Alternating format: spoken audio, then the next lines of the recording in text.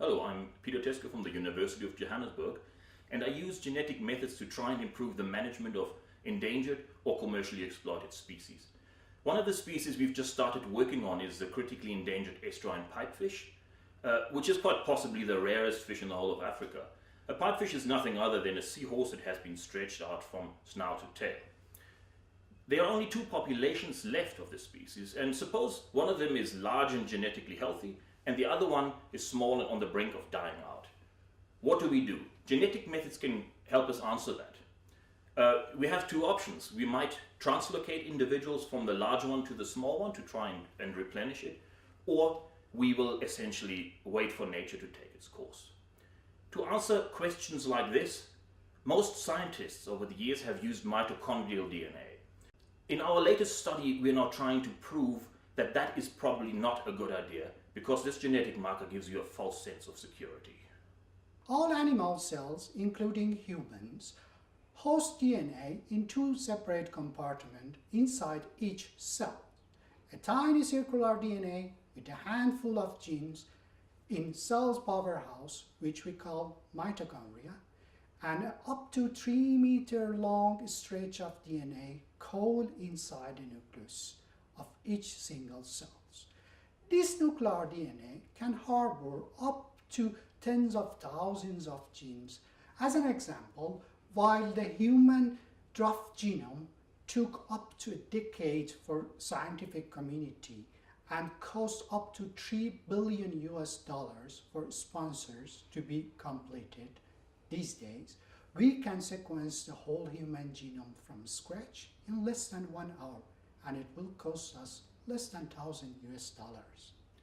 In our latest research, we're showing that mitochondrial DNA should probably not be used to study isolation by distance. Now, isolation by distance is one of the most basic concepts in population genetics. It simply means that the farther two populations are away from each other, the more different they will be genetically. This is a concept that has been applied in literally thousands of studies during the past decades. Let me give you a simple example. One of the species we've studied is the Southern Hemisphere sardine, and that is a species that in South Africa occurs along the west coast and along the south coast. Most of the fishing activity happens on the west coast. Now, what happens if the west coast population becomes overexploited? The mitochondrial DNA are essentially telling us it's not a problem, there is no isolation by distance, and very quickly this population will get replenished by sardines originating from the south coast. The genome-wide data, which is essentially mostly nuclear data, are telling us a completely different story.